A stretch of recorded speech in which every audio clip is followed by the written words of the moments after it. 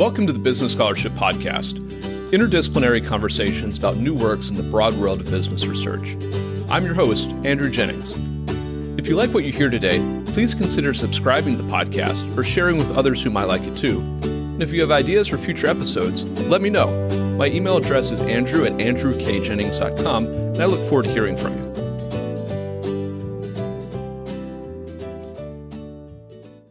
Our guest today is Jenifer Varzaly, Assistant Professor of Law at Durham University and a researcher at Cambridge University. We'll be discussing her article, The Effectiveness of Disclosure Law Enforcement in Australia, which is forthcoming in the Journal of Corporate Law Studies. I'll add a link to the article in the show notes for the episode. Jenifer, welcome to the Business Scholarship Podcast. Thank you so much. Thank you for having me. Jenifer, I was really excited to read this piece as a comparative piece from my perspective about securities regulation and enforcement. I was excited to get the Australian perspective on that. But I wondered if before we start talking about the core of your article, if we can maybe level set a little bit. In securities regulation, what is the point of disclosure? And what is the point of disclosure enforcement? And this might be an Australia-specific question, but maybe also a kind of a universal question as well. I think perhaps universal. I think that in studying disclosure laws, they really aim to ensure the reduction of information asymmetries, and that is, where one party has more or better information than another, and also to ensure the accuracy of share prices. And they are really, I think, viewed as critical in their investor protection function as a result of that. And I think when you look at the reduction of information asymmetries through accurate share pricing, this tends to be linked to increased market liquidity and also reductions in the cost of capital, which is, certainly desirable. And I think empirical research confirms across jurisdictions the importance of disclosure laws as a regulatory strategy, but there is ongoing discussion regarding the precise scope of such regulation, also the degree of financial market effects flowing therefrom. That's not, necessarily very precisely defined. But if we look at this as a regulatory strategy, I think its success, once again, across jurisdictions is really predicated on enforcement. So that is to say, we might say that the importance of disclosure regulation is directly linked to this question of enforcement. In looking at some of the literature around enforcement or scholarship here, if there is a low probability of sanction when infringements occur, then the deterrent effect we're likely to see directly result from the imposition of such laws is likely to be minimal. And therefore, agents are unlikely to be incentivized to really comply with regulatory requirements in future. So that is, the deterrent effect of a legal rule is seen, I think, as a function not only of the size of the potential penalty, but of the probability of its enforcement. And, we might put the caveat that this is assuming the operation of rational choice theory, but therefore directors and officers are likely to be motivated to think about the potential costs of infringing conduct if it is likely that there will be an ex post sanction, and then they may be expected to reevaluate prospective behavior, and hopefully by doing so, this will prevent potential loss. For listeners who may not be familiar with Australia's system of securities disclosure and enforcement, could you give us a little bit of a lay of the land in terms of what that looks like? Is it a federal system? Is it a public enforcement system? Is it private? Or is it a combination of those? Yeah, certainly. So I think at the outset, we might say it is a federal system in terms of the way we regulate our corporations law and securities law. It's all under one piece of federal legislation. And we tend to do so, at least in the disclosure law context, in looking at corporations and securities laws within the Corporations Act 2001, which is a federal piece of legislation. And in terms of enforcement, there is a public enforcement system with quite a strong regulatory body known as the Australian Securities and Investment Commission, or ASIC for short. And I think this is sometimes compared to the SEC. I think in some of the comparative literature, we've seen from an Australian perspective that the intensity of our enforcement, when we look at it on per capita GDP adjusted basis, this tends to be viewed as quite strong, and we might compare ourselves to the SEC a little bit. And there's also private enforcement available. But I think traditionally speaking, and this is one of the things that for me motivated this project, it's been viewed as the Australian system is having a low level of private enforcement and a high level of public enforcement. But more recently, I'd say in the last 5 to 10 years, there's been a lot of media attention to securities class actions, a lot of directors saying they're fearing, liability, and they're thinking of resigning board positions. And so we really see, at least anecdotally, that private enforcement rates are increasing, yet there's not much empirical literature to kind of back that up. So we do have this dual system. So I call it in, another piece I wrote, the duality of enforcement, or the duality of enforcement modalities, in that there's private combined with public enforcement and a federalized system. In terms of the Australian context of the laws, more specifically, and also the disclosure laws that I look at in my article, I focus on the continuous disclosure laws, and these aim to promote financial market efficiency and integrity. As I spoke about before, another major aim is to accurately inform share prices and engender investor confidence by ensuring that the market is fully informed. And further to this aim, securities regulation in Australia requires that any price-sensitive information is publicly disclosed in an efficient and a precise manner, and that selective disclosure is prevented. And so if we look at where these obligations lie, so this is in that federal piece of legislation, the Corporations Act. So the continuous disclosure obligations are in Chapter 6CA of the Corporations Act, and also in Chapter 3 of the ASX listing rules. So that's our major stock exchange in Australia. And the specific section is Section 674, subsection 2, and Rule 3.1 of the listing rules, requiring any listed company to immediately disclose any information which is not generally available that a reasonable person would expect to have a material effect on either the price or the value of the company's securities. And just to make a comparative note here, I believe it's not, correct me if I'm wrong, but it's not my expertise, but this is similar from my understanding to a Form 8K SEC filing in the US. Mm-hmm. And also, is that right? Yeah. Mm-hmm. And also similarly, this is contained, if we look at the UK context, this is in Chapter 7 of the UK FCA listing rules. Although in Australia and in the UK, there are no specified disclosure items as there are in the US. And certainly we might say that this requirement is found in a corresponding form across many jurisdictions, and certainly, for example, in Europe, it is also there. And so the continuous disclosure provisions thus really give this clear guidance on the requirements for directors and companies to keep the market and investors well informed, with the aim, as we said, of reducing these information asymmetries, increasing confidence in the markets, and improving individual accountability, supposedly of directors at the individual level, as well as companies themselves. But when we look at the disclosure requirements, certainly we would say that this is not the only requirement in the Australian context, but I chose to focus on this because this mandated continuous disclosure obligation, due to its broad drafting, due to its broad scope and broad coverage, has resulted in it being used almost as a catch-all provision in Australia, with securities class actions frequently pleading disclosure breaches just almost as a matter of course where any sort of share price drop occurs. So for example, I know we've not got to the data yet, but just as a relevant point, within the data set I have of the private enforcement side of things, so this is our federal court class actions, so 41% of all class actions filed in the Australian federal court, and this is across all action types, not just securities laws, 41% of them included allegations relating to continuous disclosure failures of this sort.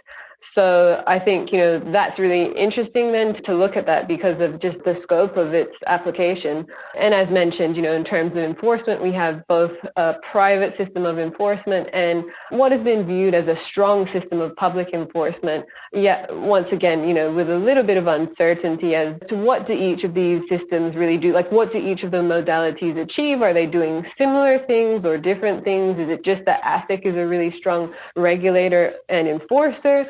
or now that we see increasing levels of private enforcement, is this really adding to the goals of the system, for example? And that's why I think, bringing those two data sets together in a comprehensive way was a real goal of mine with this research. So you mentioned some of the motivations for this paper and the two data sets that you use. Could you describe some of the empirical questions that you set out to answer and what the data sets were and how you used them and kind of what your methods were?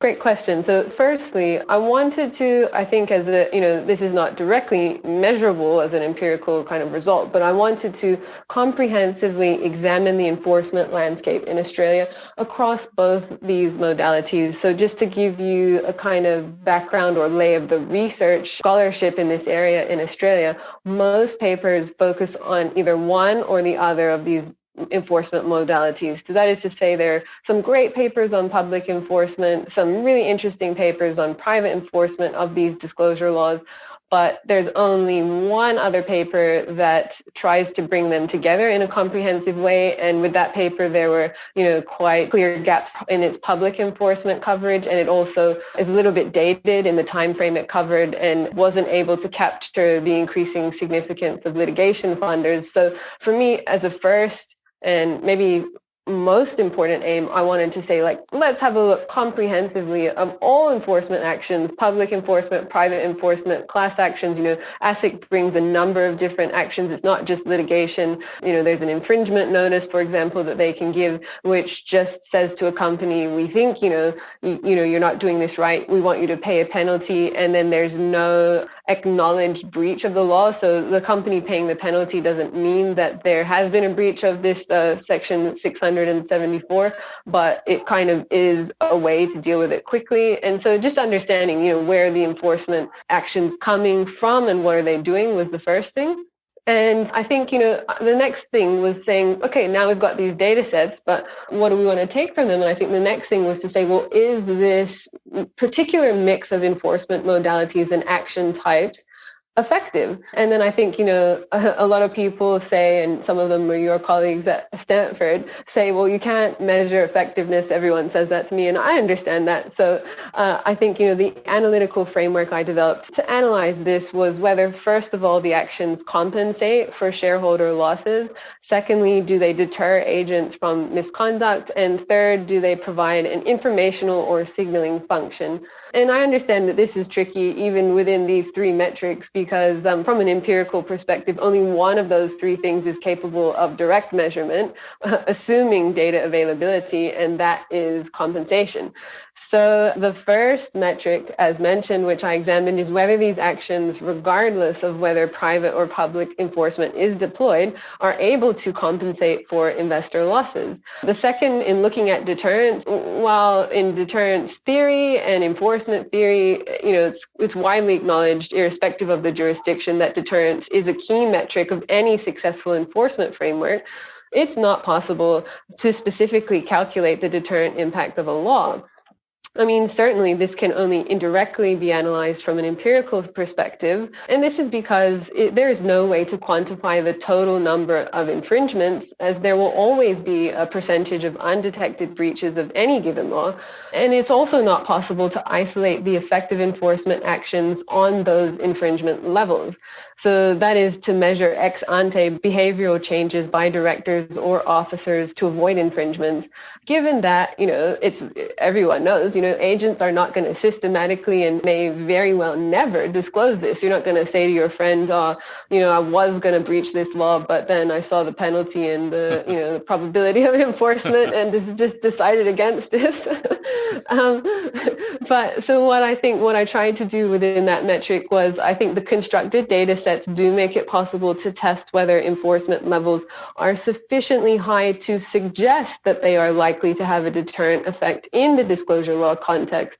So, that is, as previously mentioned when we were talking about enforcement, the importance of enforcement generally, the deterrent effect of the legal rule is seen as a function not only of the size of the potential penalty, but of the probability of its enforcement. So that's what I was taking. If we look at what is the probability of the enforcement of these laws, per year based on the data set, we can kind of say, is this likely to make people stop and think about what they're doing, or is it too low to have any, kind of tangible impact? And I think relevant to this assessment of deterrence, although once again, it's not easy to measure, are the availability of both D&O insurance and company indemnification agreements. So similar to the US, these are commonplace in Australia. However, the Corporations Act in Australia does limit the coverage of such liability shields. So the Corporations Act prohibits indemnification of a liability to the company and liability for a pecuniary penalty. So this is the financial penalty in an ASIC-led claim, or a compensation order, among other things. So I think that, at least theoretically, it's good that we do see some limits to the coverage of these things. And then the third metric I sought to examine was whether enforcement actions at filing, dispute, or outcome or settlement stage, depending on whether we have a settlement or a judgment, carry an informational function. I call this the enforcement signal, quote unquote, which may be viewed as a supplementary form of disclosure. So I view this as, so for example, you have ASIC brings an action and they tend to publicly post on their website, this goes to the media, to say that we are investigating company X, or we have launched an action against company X. We have started a trial, for example. And so all of this type of information, really conveys information about director conduct to the board, to shareholders, and to third parties, which can in turn inform decision-making and help to reduce information asymmetries before you get to the time of a judgment. And that, I thought, was something that hadn't really been examined to a great degree, certainly not in the Australian context, but maybe important. I thought when you look at this, the enforcement signal can be used in addition to share prices, to accounting profits, and to other governance signals. And while share prices and accounting profits are commonly linked to director decision-making, they are equally dependent on exogenous variables which are not correlated with director conduct. And additionally, there is evidence of market failures or market inefficiencies where share prices do not react to information or non-information in an accurate or an immediate manner. So I think combining all available signals will result in a more complete picture of director conduct, and hence more informed decisions and governance measures may result from this. In terms of where this is from, so this is an application of the informativeness principle, which utilizes contract theory to show that it is optimal to use the maximum number of accessible signals in order to increase the signal-to-noise ratio. So therefore, we might say that the use of governance mechanisms, such as, for example, we might say displacing an underperforming director through an election, or even an action towards improving internal control systems, these types of things may be facilitated by an increase in raw information that comes earlier in the process, before you see a settlement or a judgment, or possibly even after. And the marginal benefit of this enforcement signal, however, is going to be dependent on the quality of existing signals and the corporate governance and enforcement context. So, there are further issues that we'd want to look into, but in a nutshell, I think this is something we can look at, in terms of if you have a private enforcement action, this is unlikely to be widely publicized in comparison to a public enforcement action where ASIC releases these kind of point-in-time statements publicly and to the media to kind of say what's happening with the action, how it's progressing, if any penalties or settlement has occurred. And that, I think, is really interesting. The data sets here enable this metric to be tested by reference to whether the observed enforcement actions are both launched and made public in a timely manner, whether they occur within a solvent company. So, for example, if it occurs within an insolvent company, this signal is coming too late for it to be of any real benefit. Do they provide a judicial or third-party evaluation of director conduct? So having that independent evaluation of director conduct adds to the strength of that signal. And do they result in a rich information generating mechanism such as discovery and or a final judgment? So these types of things I could look for within the data sets themselves. What key findings did you find from this empirical research? Yeah, sure. And I think, even perhaps it might be useful before I get to the findings to just briefly discuss the data sets, which I believe you may have asked about Sure. before. So the two data sets that I got the results from, so two data sets were constructed. So these comprised both private and public enforcement for further examination, and they aim to have comprehensive coverage over the respective study periods. And as mentioned, this just has not been done before in Australia over this time frame. And here, what we saw, I think I was lucky in that in Australia previously, comprehensive private class action data is generally not made available. And this is whether in relation to judgments, filed cases, or settled cases. So a lot of the limitations with previous studies that even just purely look at private enforcement and don't consider public enforcement is that they take from the most widely publicized or famous cases in the media, and they kind of pick and choose. They'll say, oh, this study will say, I'm just looking at 10 cases within the last 5 or 6 years. And that's been because you can't get the universe of cases. However, I was lucky in that a point-in-time case database was released by the Federal Court of Australia. So this was inclusive of the federal and all state registries, and it provided the filed case date, title, and party names, as well as access to selected filed documents.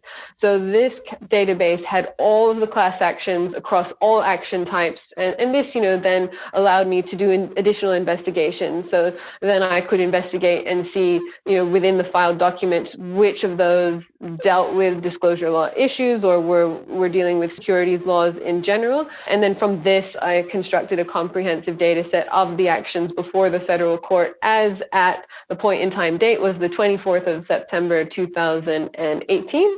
And this, I think, was great. It allows for an understanding of the extent of formal private enforcement relating to disclosure laws, and enabled me to fill the gaps in previous studies. And then on the public enforcement side of things, so this data set was constructed by just conducting wide-ranging searches within ASIC annual reports, ASIC media releases, ASIC enforcement outcomes. So they release a number of these reports, and just, kind of going through all of these and getting the relevant data on disclosure law actions, as well as general media searches.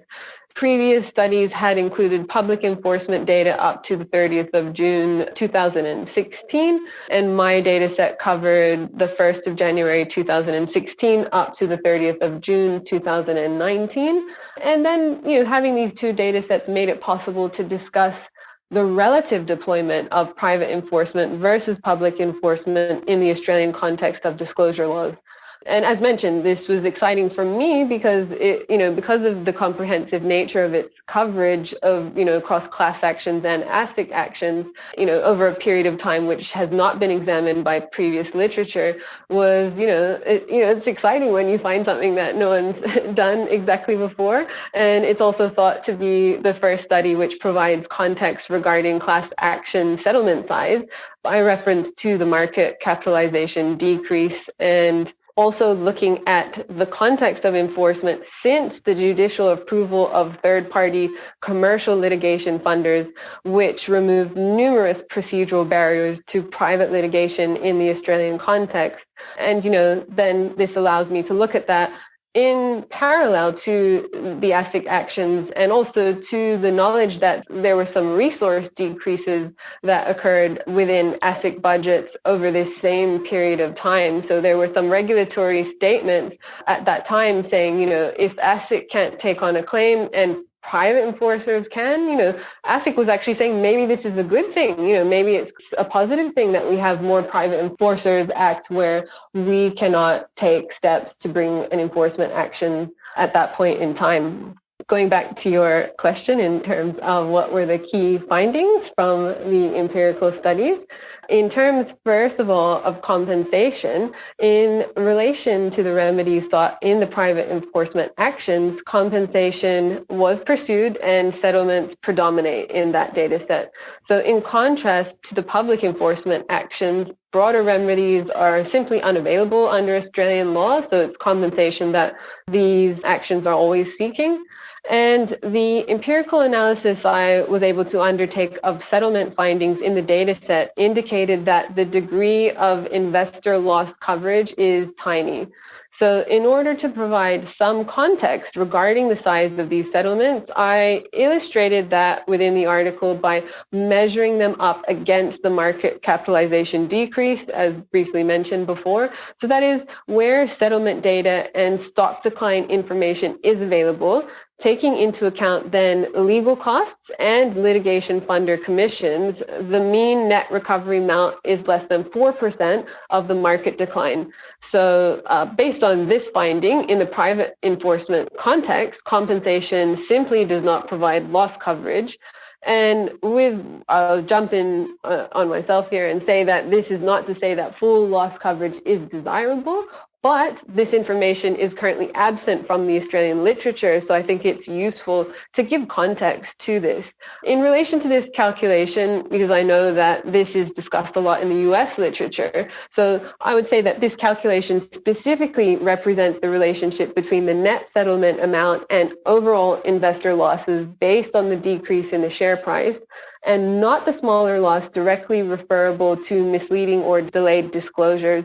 So, I mean, certainly that should be acknowledged. And further, not all shares which form the company's market capitalization are held by class members, only those that were purchased during the class period and not sold during the class period. But I can't disaggregate that from this calculation. But once again, from my perspective, the aim was just to provide an idea of the context of the settlement by providing this measurement, even though it has its limitations.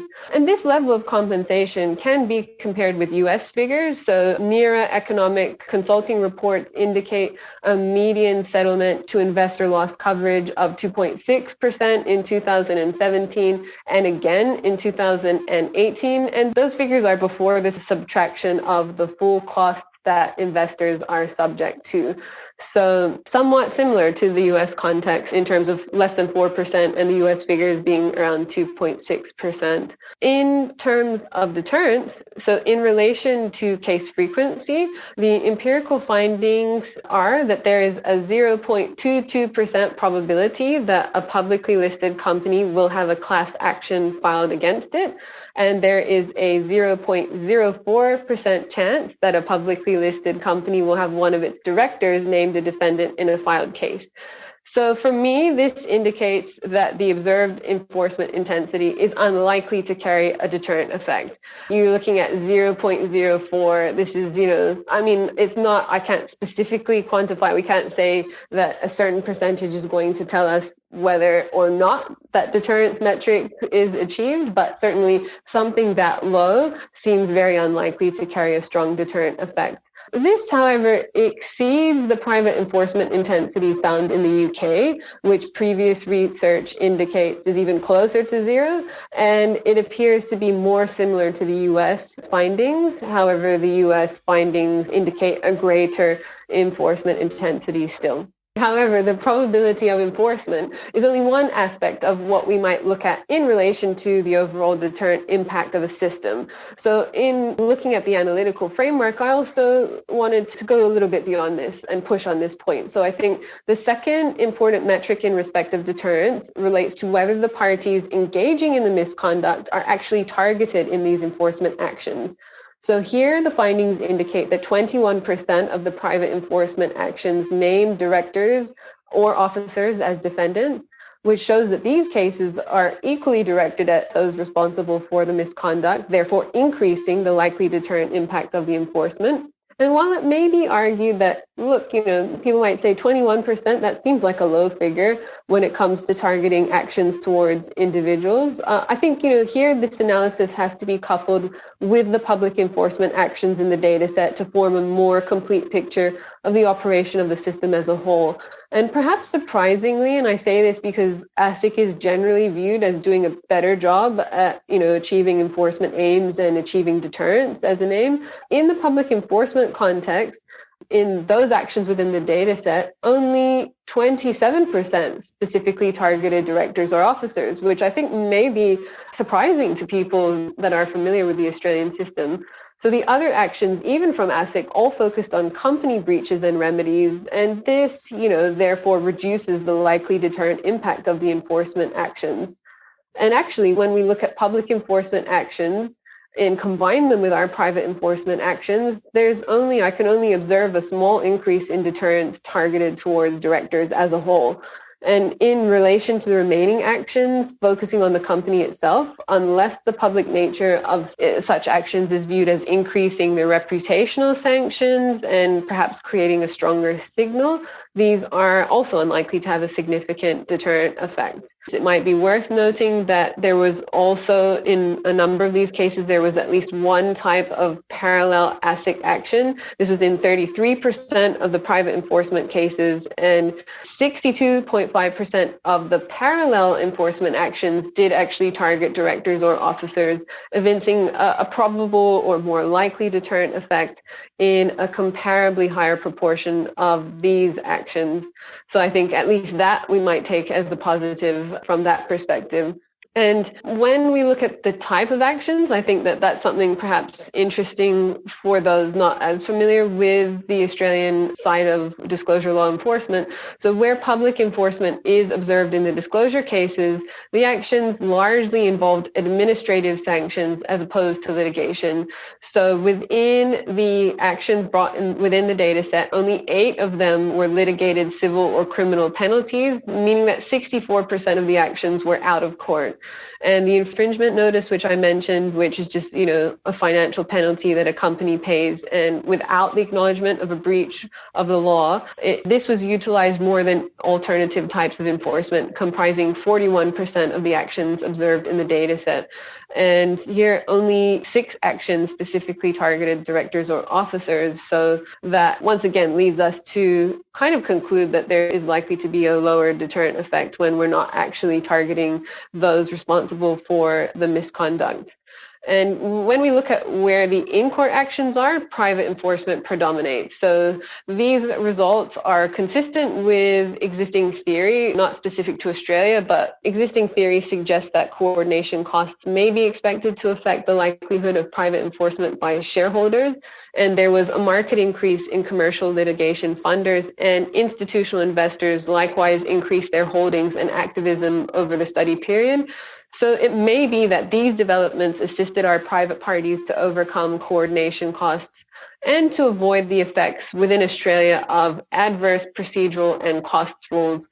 And something that I think is really interesting finding from this study is that, perhaps surprisingly, compared with previous literature reporting on commercial litigation funding, every single one, so that is to say 100% of the securities class action cases in the data set are supported by litigation funding agreements. And so I think that's something, as a takeaway from the data sets is really interesting. So I think that we might say that this system of disclosure law enforcement in Australia finds a rather interesting mix of modality deployment, with a combination of public enforcement actions and class actions filling what would previously have been thought to constitute a low level of private enforcement in Australia.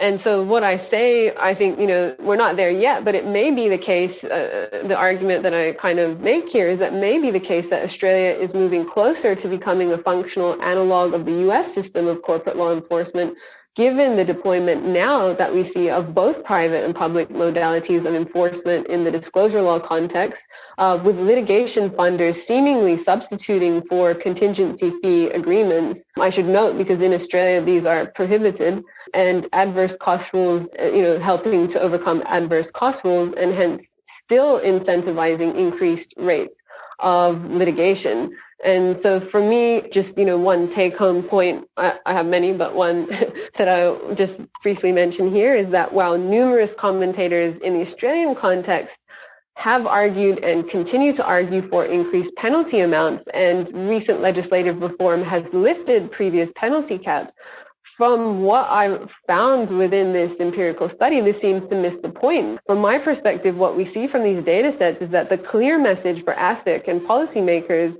is that actions should be redirected to target those parties who are responsible for the misconduct, at least in addition to the corporate defendants. And this seems to be of particular importance in the disclosure law context, where deterrence can increase enforcement effectiveness where compensation is unachievable or ineffectual. So I think that ultimately I conclude that the system supports the argument that we see a valuable signal by the credible conveying of information about director conduct. However, we do not see that compensation is achieved, as mentioned, and it also likewise does not appear to be the case that deterrence aims are achieved. Once again, with the point that I'll make that this argument advance is obviously suggestive rather than conclusive with the data analysis, providing reasonable evidence in support of the effectiveness of the Australian system. So I think that we need to then, as you know, from an Australian perspective, it indicates that policy and legislative development really needs to start to take into account the relative contributions of each enforcement modality rather than what is currently done, which is the evaluation of the effectiveness of each modality or the system as a whole in isolation. Because we see from this research is that a different picture of the effectiveness of this system emerges when both modalities are analyzed from an evidence-based perspective. So from this, I think that there are three important messages for policymakers. First, both public and private enforcement matter as a means for reducing information asymmetries and ensuring accurate share pricing. Second, the fact that we see over the study period different types of enforcement strategies and shareholder patterns have predominated suggests that there are substitution effects between different modalities of enforcement and likewise complementarities between the mode of enforcement, the involvement of litigation funders, and the degree of dispersion of share ownership. And third, and perhaps most importantly, the significance of both public and private modalities of disclosure law enforcement really implies that inferences about a system drawn solely from either public or private enforcement are likely to be misleading. And so that, I think, was a big take-home message from the results. Are there any key thoughts you'd like our listeners to have from this conversation? Oh, yeah, that's a good question. So a lot, probably more than how much time we have. I think that something I think is interesting, which hasn't been considered in Australia as of yet, is that there are, in the US context, I think very many well-founded theoretical criticisms of the role of compensation in securities class actions in particular. And I think that it would be valuable for, I think, Australian policymakers to consider these moving forward. The argument that is commonly advanced in the US is that where you have these large settlement amounts, or if you are even aiming for compensation to be going over 4% and closer to 100%, if that's even possible, is that a lot of the US literature, I think, shows that these amounts are effectively borne by diversified groups of shareholders, which predominantly leads to arbitrary pocket-shifting funds transfers between what has been described to be innocent groups of shareholders. And this mainly benefits our insurance companies, litigation funders, and class action law firms, and not necessarily our investors. So I think that this is something, as a take-home message, I think, this conversation already happens in the US, but I think there's still challenges with how do you overcome this in any case. And I think that this conversation needs to happen more frequently and perhaps start in Australia. And I think that also just this concept of looking at deterrence and the fact that deterrence can be achieved in numerous ways, not just with increasing the intensity of enforcement, but also with looking at those who are targeted by those enforcement actions. So when they are properly targeted, this is likely to have a deterrent impact on future misconduct. And I know that in an article, I forget which specific article, but I know Jill Fish in the US context asserted that corporate decision makers who anticipate bearing the costs of securities fraud will then ex ante internalize those costs and engage in more efficient levels of care to ensure that their disclosures are accurate. So I think the absence of compensation is not dispositive, given that at least in the argument I've advanced, or at least from the empirical results, deterrence and signaling aims can still be achieved without full compensation. And so I think that that's really important. I think another takeaway message is that when you have limitations on D&O insurance and indemnification, that can be a valuable policy and legislative mechanism to increase the deterrent effect of these actions. So I would say that's something that I think comparatively other jurisdictions might want to look a little bit to the Australian system for, just the fact that we do have quite clear limitations on the coverage of both of those things. So that helps even if you don't have a high penalty, even if you don't have full compensation, if you do have some sense that, your agents are going to have even a minor out-of-pocket payment arising from an action. I think that is another valuable takeaway point, perhaps, from the Australian system. And another one I think that is interesting is just this role of litigation funders in the Australian context. So this has been, allowed or judicially approved since 2006, but now we've seen this boom of these are publicly listed companies that have come into the Australian market and are really incentivizing this litigation as far as I can, see. They actually, anecdotally, there are many news reports of that. You get these litigation funders approaching potential shareholders and investors and saying, let's bring an action, we'll fund it, you speak to these lawyers and let's get this started, because they are getting, in some cases, 40% of the settlement amount from the litigation that ensues. So I think that that's something really important to keep an eye on. And to my mind, I actually thought that these didn't exist in the US and the UK, but this is not a part of this study. But just interestingly, when I looked into this, it looks like these litigation funders do exist in the US context and in the UK context, even though they don't have the same level of importance within these actions. I think it's interesting that they are still stepping in to fund these actions. And people have said that this raises conflict of interest issues and that perhaps we need more regulation around it. And this we see in the Australian context. One more takeaway is that since the publication of this article, the Australian federal government has announced changes to the corporation's regulations, which remove the previous exemption by which litigation funders avoided the requirements of having to hold an Australian financial services license. So because their absolute growth here and just, people view them as being out of control, our treasurer said just this was a couple months ago, said the removal of these exemptions will now require these litigation funders to obtain an Australian financial services license. And they will be obligated to now act honestly, efficiently, and fairly, maintain an appropriate level of competence to provide financial services. So I think that those are just some of the points that we might take away from this and think about, and also form interesting avenues for future research. Our guest today has been Jenifer Varzaly, Assistant Professor of Law at Durham University and a researcher at Cambridge University. We've discussed her article, The Effectiveness of Disclosure Law Enforcement in Australia, which is forthcoming in the Journal of Corporate Law Studies. I'll add a link to the article in the show notes for today's episode. Jenifer, thank you for joining the Business Scholarship Podcast. Thank you so much for having me, Andrew.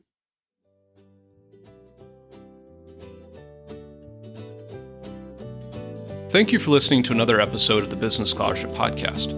If you like what you heard, please consider subscribing to the podcast or leaving a rating on your favorite podcast app, or let other people know about it too. If you have suggestions for future episodes, please let me know. My email address is andrew@andrewkjennings.com, and I look forward to hearing from you. Until the next time, I'm your host, Andrew Jennings.